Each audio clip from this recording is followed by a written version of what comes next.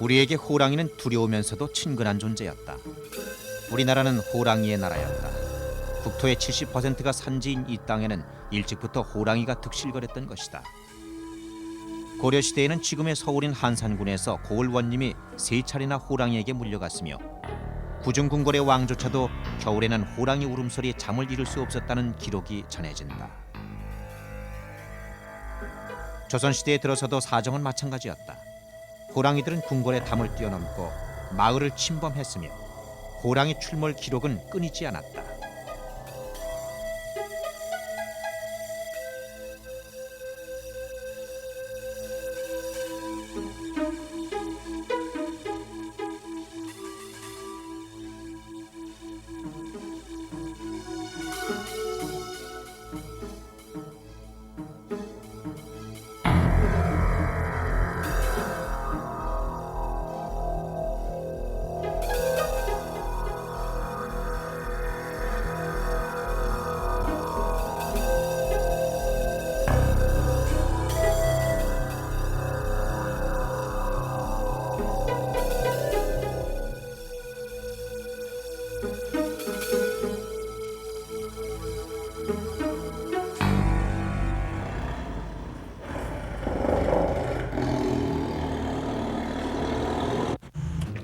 턱은 강하고 송곳니는 굵고도 날카롭다. 한 번 물어뜯는 것만으로도 먹잇감의 숨통을 단숨에 끊어놓을 수 있다.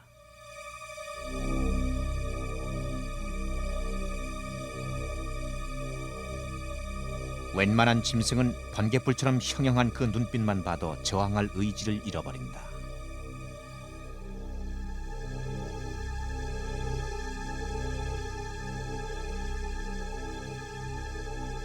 혀는 강철로 만든 솔빛 같다. 억센 돌기가 나 있어 핥기만 하면 짐승의 살가죽이 벗겨질 정도로 힘이 있다.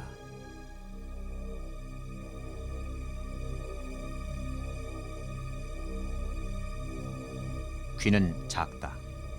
허나 꼿꼿하게 서 있던 귀가 뒤통수 쪽으로 납작 붙으면 그것이 곧 공격 신호다.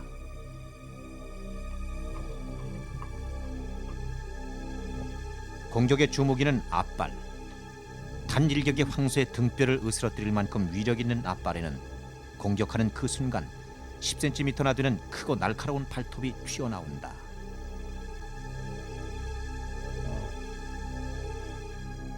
황갈색 바탕에 24개의 검은 줄무늬가 화려한 근육질의 몸. 그 몸집은 소만큼 크다. 어깨 높이 1m, 머리에서 꼬리까지 몸 길이 평균 3m. 이 아름답고도 거대한 맹수가 시베리아종 호랑이다.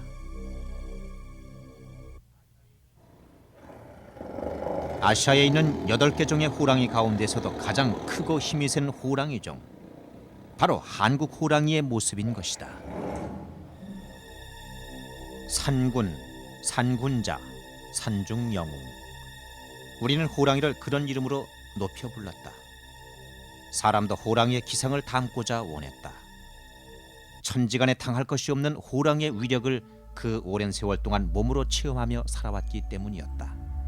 위력이 공포를 낳고 공포가 외경심을 낳았다.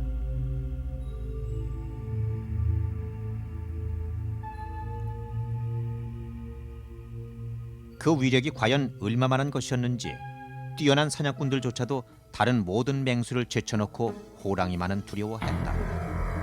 일제시대 만주와 한국의 산악지대에서 이름을 드날렸던 명사냥꾼들, 그들의 체험담은 이러하다.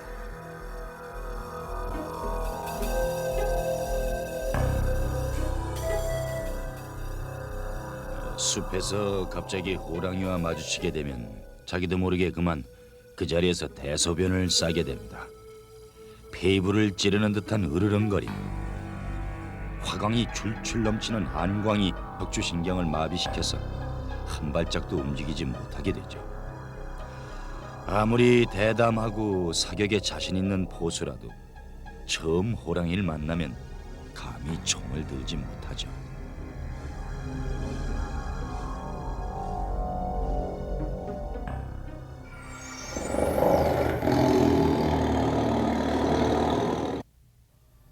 호랑이가 특히 무서운 점은 다른 어떤 맹수에게도 없는 강한 복수심을 가지고 있다는 것입니다.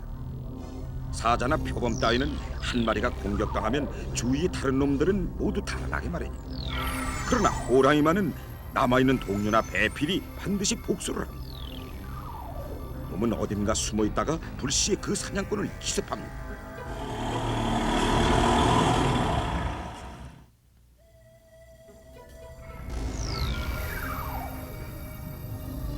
강원도 해양에서 호랑이 사냥을 할 때였습니다.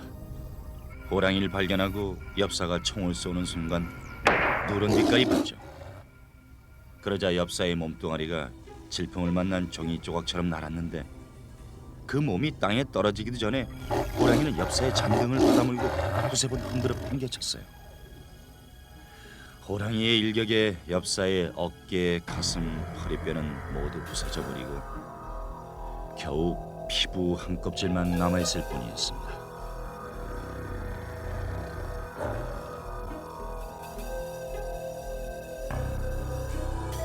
동물원의 철창에 갇혀있는 호랑이밖에 본 적이 없는 사람들에겐 도저히 상상도 할 수 없는 위용, 그것이 우리 호랑이였다. 그러나 그 호랑이가 남한에선 이미 멸종된 지 오래다.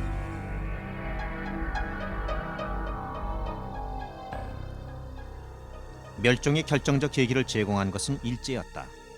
조선 휘보, 총독부 통계연보 등에 따르면 해로운 짐승을 퇴치한다는 구실로 1915년부터 1942년까지 총독부에서 남획한 호랑이가 무려 97마리.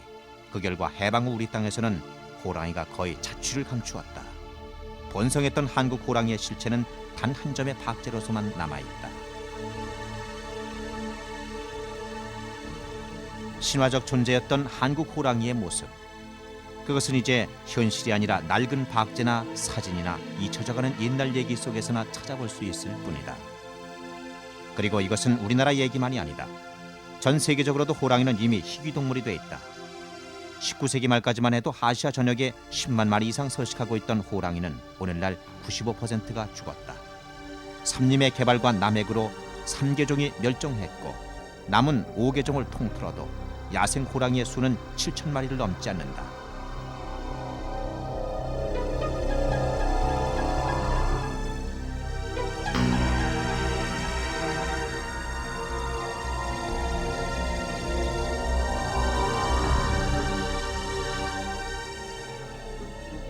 야생의 한국 호랑이는 이제 영영 만날 수 없는 것일까?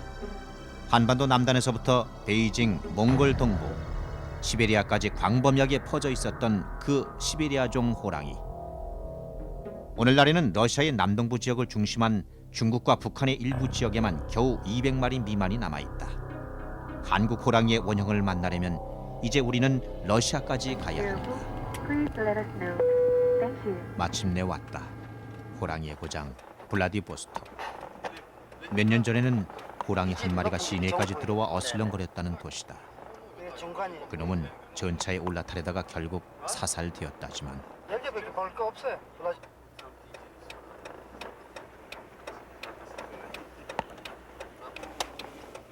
운이 좋으면 그렇게 도시 한가운데서도 호랑이를 만날 수 있을지 모른다. 그러나 어디 운뿐이겠는가. 운보다 더 중요한 것은 전문가의 도움이다.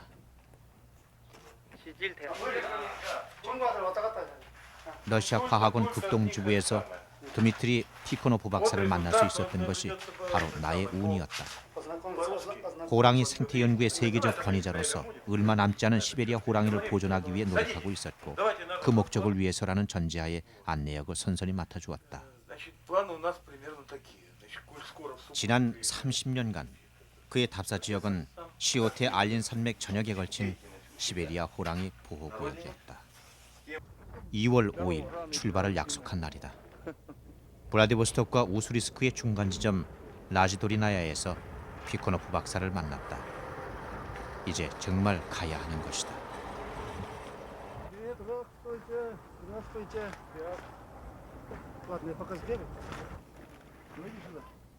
피코노프 박사는 마치 피크닉이라도 가는 듯한 표정이다. 식료품과 침낭, 카메라와 망원경, 그리고 도만이란 이름의 개 한 마리가 박사가 사흘 동안 준비한 장비의 전부다. 도만은 호랑이 탐색을 위해 특별히 훈련된 개라고 한다. 곰에게도 덤벼들었다는 무용담을 갖고 있지만 글쎄 도만을 얼마나 의지할 수 있을까.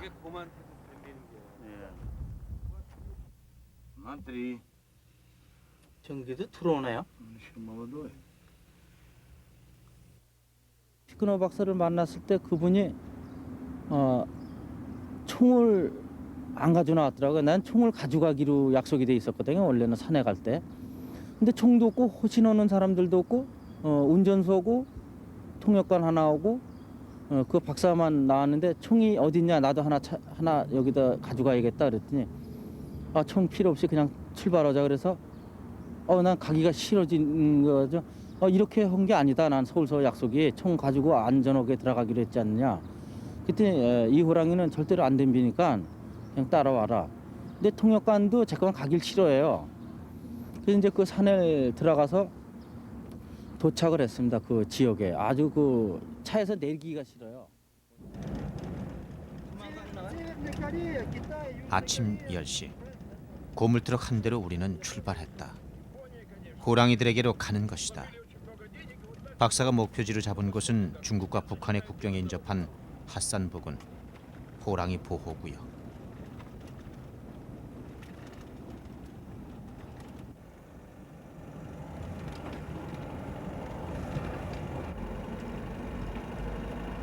보호구역의 외곽에는 밀렵 감시원이 상주하고 있다. 그럼에도 불구하고 시베리아 호랑이는 최근 해마다 50마리 이상이 줄어들고 있다. 세계 암시장에서 한약재료 수요가 커 호랑이 한 마리 값이 $10,000를 호가하는 까닭이다. 이 돈은 러시아인 연간 봉급의 20배가 넘는다. 그러니 몇 명의 밀렵 감시원만으론 시베리아 호랑이의 멸종을 막을 수 없을지 모른다.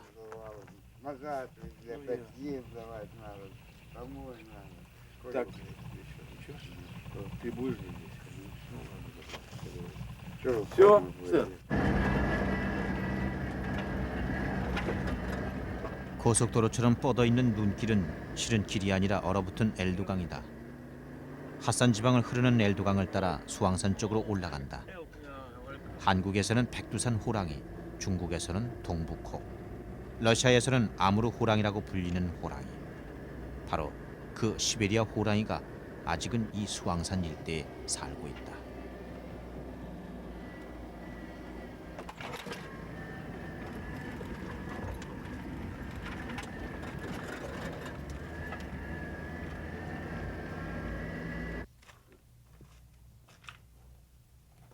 엘두강의 지류 쪽으로 접어든 다음 차가 섰다. 더 이상 올라가면 식수를 구할 수 없다. 여기서 물을 떠가야 한다.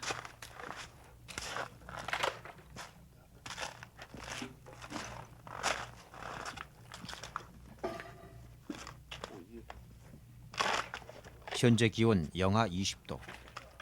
그러나 급하게 흐르는 계곡의 작은 물줄기는 얼지 않았다. 무공의 청정수다.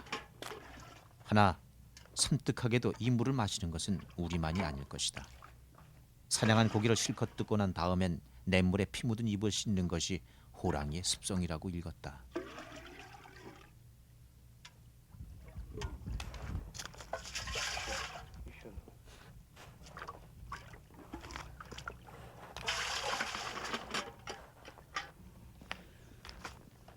박사는 이 인근에 살고 있는 호랑이를 10마리에서 15마리로 추산했다.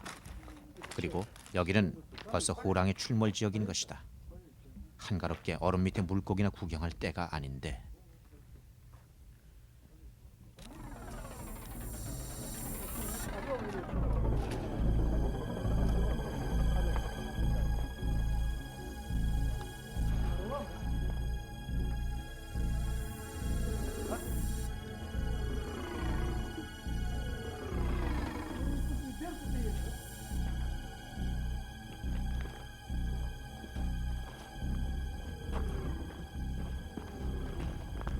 통역관 이 선생이 나를 앞질러 피코노프 박사 곁에 붙었다.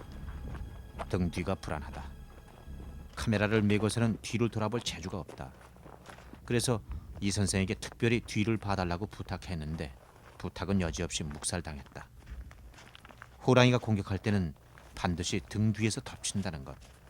그 사실을 그 역시 알고 있는 것이다.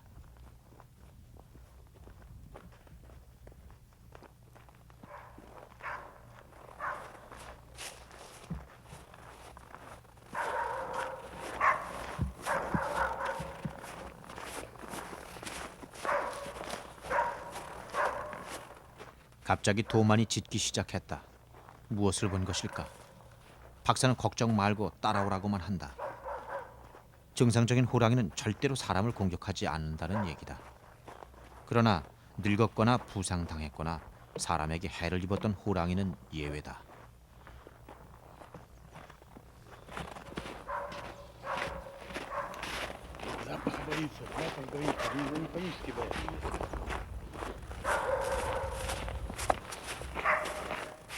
예외적인 호랑이가 있다 하더라도 지금은 도만을 쫓아갈 수밖에 없다. 그것이 카메라맨의 근성이다.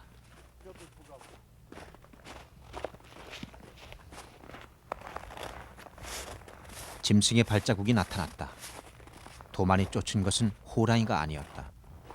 순간적으로 교차하는 안도와 실망. 그러나 이제 정말 살아있는 야생의 생태계 속에 들어왔다는 실감이 등골을 훑어간다.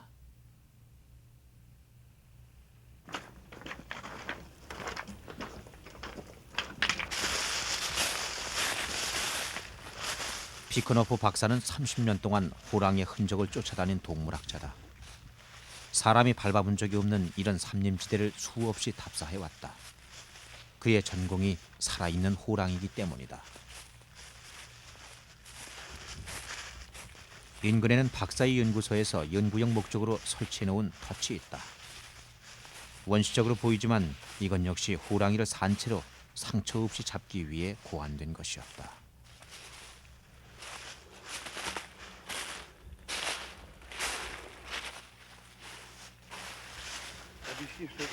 이건 호랑이 같은 것을 잡으려고 만들어 놓은 겁니다. 호범 잡으려고 이렇게 만들어. 저기 보이는 저것에 짐승들이 흥미를 가지고 이 주위를 돌다가 들어가게 되죠.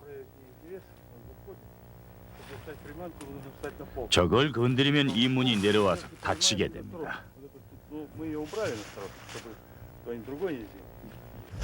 Объясню. Сейчас там нет, еще не вышел.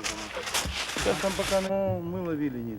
이 방법 말고 올가미를 사용해서 빨리 잡는 방법도 있습니다. 그러나 그건 더 힘들죠. Петель и тоже ждать, потому что 15-20 дней. Ну, допустим, 20 петель ставим втроем. Ждать. Поэтому это штука такая нудная. Зарядил, и каждый день надо... 트럭은 가다가 다시 멈추었다. 이번에는 도만보다 박사의 눈이 더 빨랐다. 차를 세운 박사가 운전사를 야단쳤다. 트럭 바로 옆에 있는 발자국도 못 보느냐는 것이었다. 과연 발자국이었다. 진짜 호랑이의 발자국이었다. 이곳에는 정말 호랑이가 살고 있는 것이다.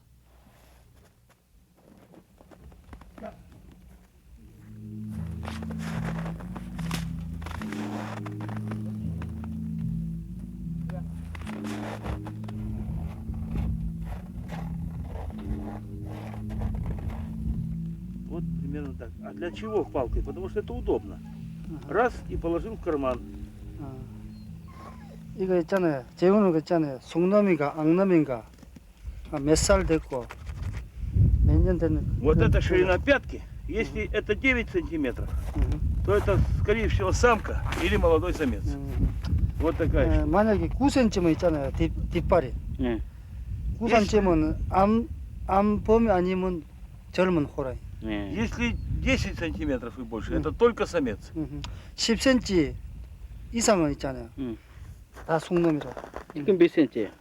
지금 это сколько? Сантиметров 9, не больше. Надо у рулетки нет у тебя здесь? Не? Так, у меня там в рюкзаке-то есть, но далеко искать. Ладно, хрен с ним, потом Ну, заметим. сантиметров 10. Это 10 не будет. 9,5. 10 не... Это 9. Искал, видишь, след маленький. Как... Летит, она пошла, потому что он что-то задавит. И значит, что-то его останет. Что-то его перепадет. 앞발이 디딘 자리를 뒷발로 밟아나가는 습관 때문에 호랑이 발자국은 일렬로 나 있다. 동물학자들이 겨울을 기다리는 것은 눈 위에 남는 이 발자국 때문이다. 지나간 지 2, 3일쯤 된 발자국을 하나 발견하고 바늘에 꿰인 실처럼 그것을 따라가기만 하면 호랑이가 무엇을 했는지 다 알 수 있게 된다. 이것이 호랑이를 추적하는 전통적인 러시아 방식이다.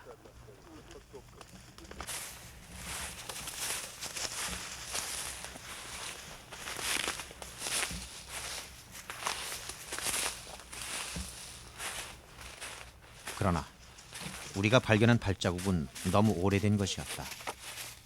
일주일이나 열흘 이상 된 발자국은 다른 동물들이 짓밟고 지나가거나 기상의 변화로 금방 흔적을 잃기 마련이다.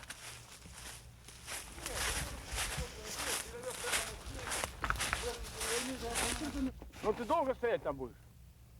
Ко мне, Туман. Туман, иди быстрее, иди ко мне, иди, собака.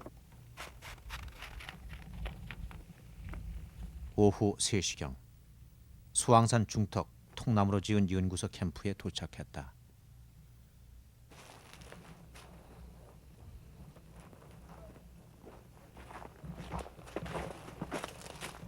여기서부터는 더 이상 차가 갈 수 없는 곳이다. 운전수가 돌아가고 나면 이 거칠고 황량한 통나무 집에는 박사와 나, 통역관 세 사람만이 남을 것이다.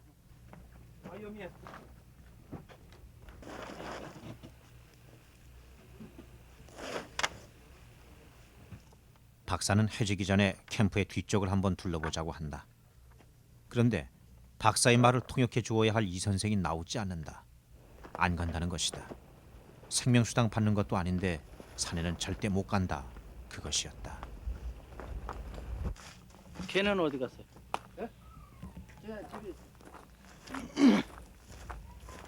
하는 수 없었다. 혼자 박사를 쫓아갈 수밖에.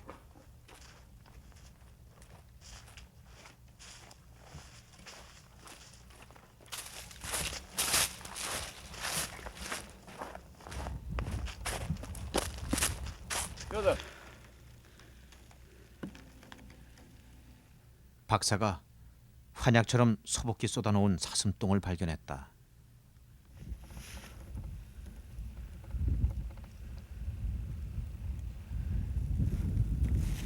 사슴이 많이 사는 삼림에는 반드시 호랑이가 있다. 생태계는 먹이 사슬로 연결되어 있기 때문이다. 호랑이들이 제일 좋아하는 먹이는 멧돼지지만 사슴도 썩 괜찮은 성찬인 것이다. 아니나 다를까 부근을 면밀히 관찰하던 박사가 또 무엇인가를 찾아내서 부른다.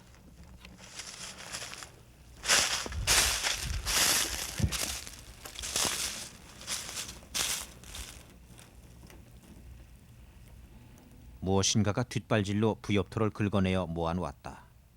박사는 그것이 호랑이가 자신의 영역을 표시해 놓은 것이라 한다.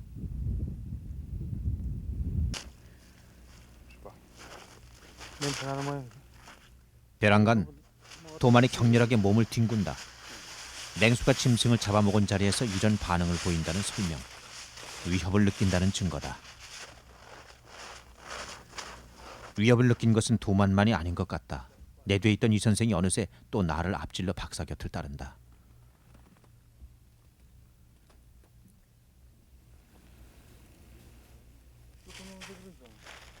도만의 감각은 정확했다. 얼마 못 가 사냥의 흔적이 나타났다. 호랑이다. 호랑이는 목표물이 눈치채지 못하게 바람을 등지고 소리 없이 뱀처럼 포복해 왔을 것이다. 그리고 사냥감의 20-30m 앞에서 초속 20m의 번개 같은 속도로 뛰어 그것을 덮쳤을 것이다.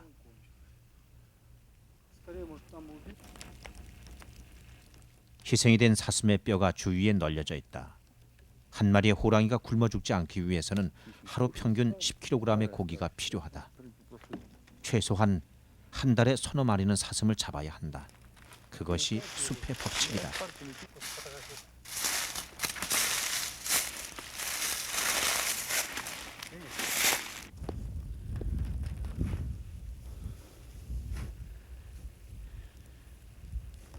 호랑이는 10m 높이에서 뛰어내릴 수도 있고 단번에 5m를 도약할 수도 있다. 시베리아 호랑이의 힘은 너무나 세서 자기 몸무게의 2배가 되는 포획물을 끌고 갈 수도 있고 100kg짜리의 먹이를 입에 물고 뛰어오를 수도 있다.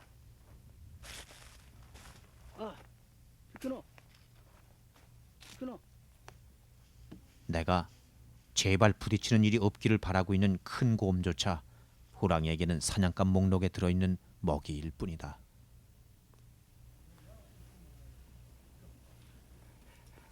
Вместо тигра говно сегодня фотографии. 갑자기 박사가 멈추어서 가리켰다. 여기 있었다고 한다. 호랑이가 앉았던 흔적이라는 것이다.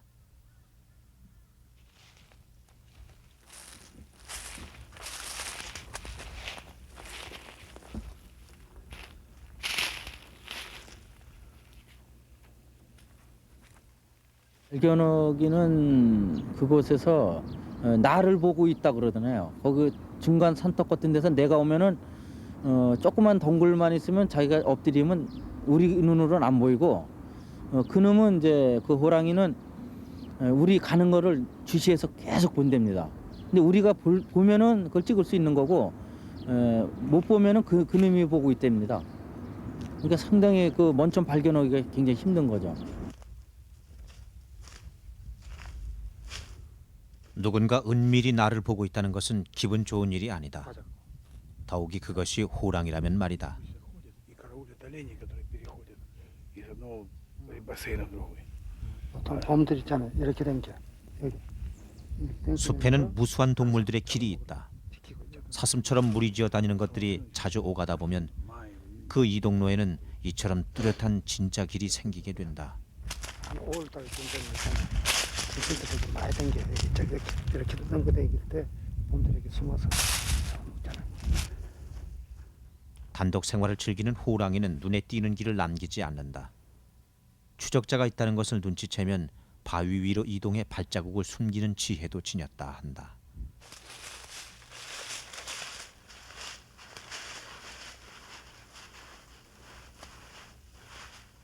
우리가 호랑이를 쫓는 것인지 호랑이가 우리를 쫓는 것인지 알 수가 없다.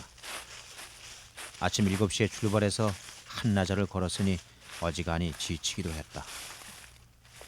산마루를 넘기 전에 점심을 먹고 잠시 쉬기로 했다. 이제 수왕산의 마루턱을 넘는다. 야생 맹수를 탐색하는 일은 체력과 용기와 그리고 엄청난 인내를 필요로 한다. 30년 동안 호랑이를 연구해온 박사도 야생 호랑이와 마주친 것은 단 3번뿐이라 했다.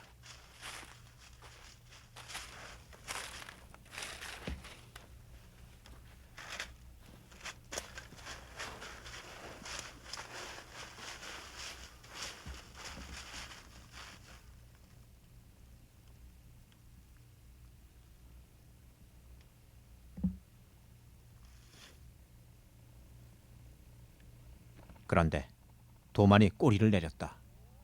자신이 감히 대적할 수 없는 상대, 호랑이 냄새를 맡은 것이다.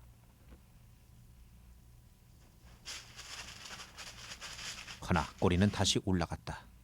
안심해도 좋다는 것일까?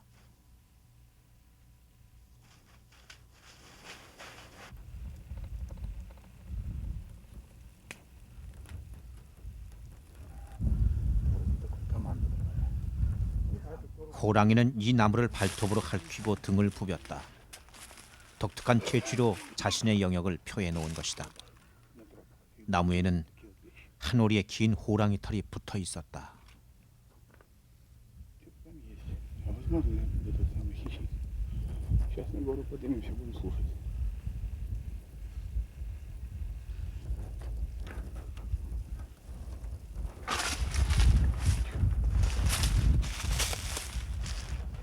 오래지 않은 시간에 이 길로 호랑이가 지나갔음에 틀림없다.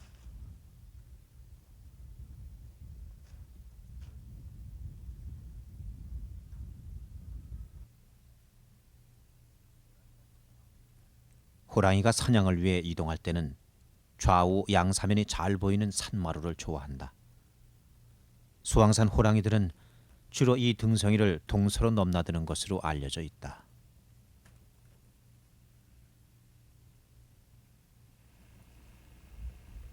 지루한 시간이 흘러갔다. 그러나 웬일인지 박사의 망원경에도 호랑이는 잡히지 않는다. 박사는 40일간 함께 잠복할 것을 제의했으나 일정을 그렇게 늘려 잡을 수는 없었다.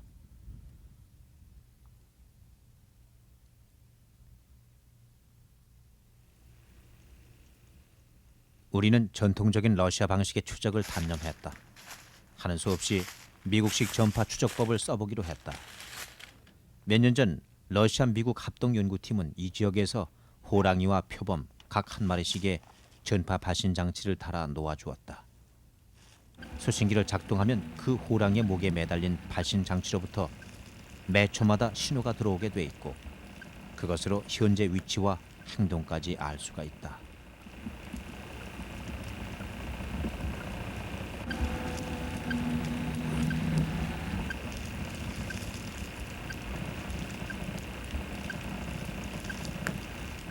호랑이의 위치가 파악되었다. 그놈은 지금 서쪽 중국 국경 쪽에 가 있다. 하나 국경지대에는 접근이 불가능하다. 기다리느냐 포기하느냐, 결국 그 문제가 남았다. 박사는 다른 지역으로 이동할 것을 제안했다. 2월 8일. 좀 더 많은 가능성을 찾아서 우리는 하산했다. 밤 들판에는 들불이 끝없이 번져가고 있었다.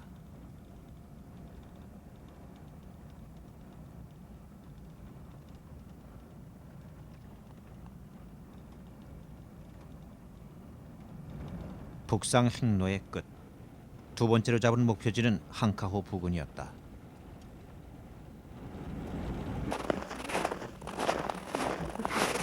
항카호 기슭의 삼림에 있다는 호랑이. 그 또한 하르노케르 대학의 관리하에 보호되고 있는 것이다. 2년 전 생포한 야생 시베리아 호랑이를 연구용으로 제한된 지역의 보호구내에 풀어놓았다고 한다. 마침내 시베리아 호랑이의 참모습을 볼 수 있을 것인가.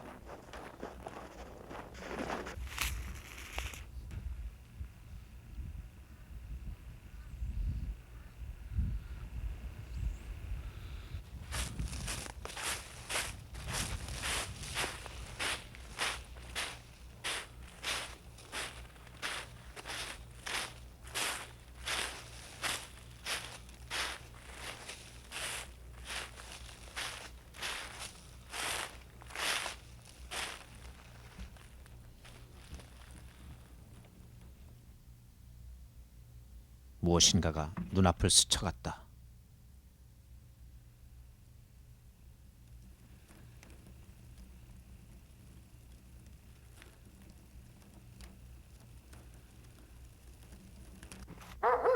데리고 온 사냥개 한 마리가 갑자기 달아났다.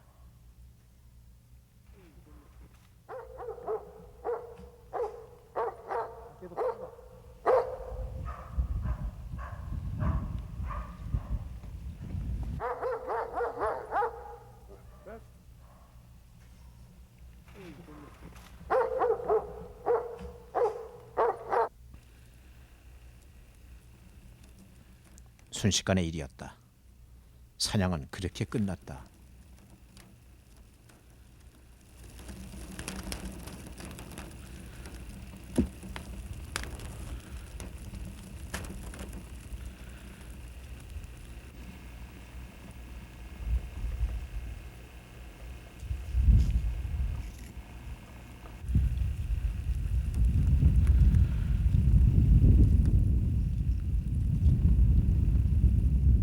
나무 사이로 호화로운 줄무늬가 또 하나 나타난다. 커다란 송아지만한 몸집, 위풍당당한 풍모, 또 다른 호랑이다.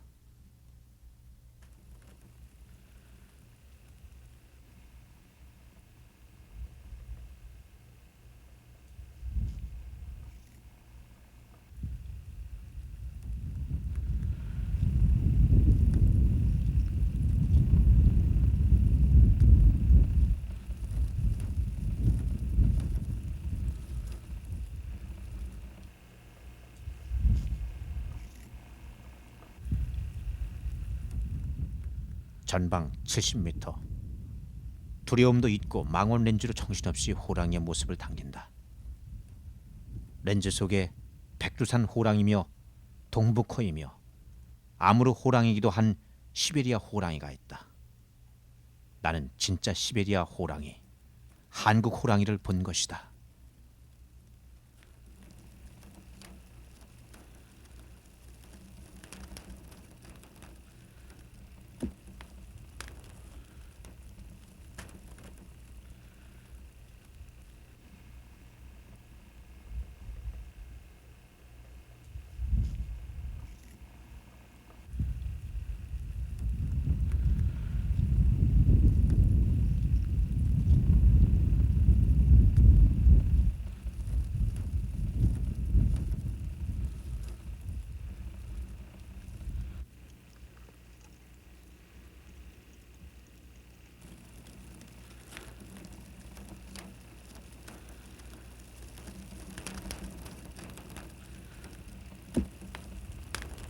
Амурский тигр, 아무르 호랑이. амурский тигр, который 우리가 мы 지금 сейчас 본 видим, 아무르 호랑이는 это тот же 예전에 самый 북한 подвид, 쪽에서 который совсем 넘어온 недавно 것입니다. обитал в Южной Корее. 이 호랑이는 지금 еще 북한에 несколько 몇 마리 особей 남아 как будто 있고 имеет и 이곳 северный 러시아에 있는 것이 Но 모두 это всё. 다입니다. Именно этот 남한에서 이미 подвид из 사라졌습니다. Южной Кореи в настоящее время практически исчез. Сегодня, чтобы 오늘날 сохранить 호랑이를 보호하기 위해 해야 할 아주 어렵고 중요한 과제가 두 개 있습니다. 첫째는 현재 호랑이가 살고 있는 지역을 보호하는 것입니다. 둘째는 밀렵꾼을 없애는 것입니다. 오늘 우리는 아주 훌륭한 호랑이를 보았습니다. 지금 당장 이런 노력을 기울이지 않는다면 단 몇 년만 늦어도 이런 멋진 동물은 영원히 사라질 것입니다. Такой красивый зверь навсегда может покинуть планету Земля.